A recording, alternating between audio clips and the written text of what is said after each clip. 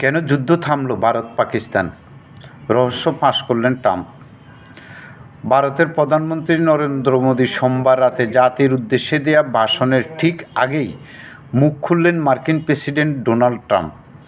আমেরিকার প্রেসিডেন্ট জানালেন, তিনি দুই দেশকেই চাপ দিয়েছিলেন সংঘর্ষ বন্ধ করার জন্য, অন্যথায় ব্যবসার উপর প্রভাব পড়বে বলেও দুই দেশকে সতর্ক করে দিয়েছিলেন তিনি। দুপক্ষকেই তিনি চাপ দিয়েছিলেন সংঘর্ষ বন্ধ করতে হবে, নয়তো তাদের সঙ্গে কোনো ব্যবসা করা হবে না। মার্কিন প্রেসিডেন্ট বলেন, আমরা বলছিলাম এটা বন্ধ করুন, আমরা আপনাদের সঙ্গে অনেক বাণিজ্য করতে পারি, আপনারা এটা বন্ধ করলে আমরা বাণিজ্য করতে পারি, কিন্তু যদি আপনারা এই বন্ধ না করেন আমরা আপনাদের সঙ্গে কোনো বাণিজ্য করব না।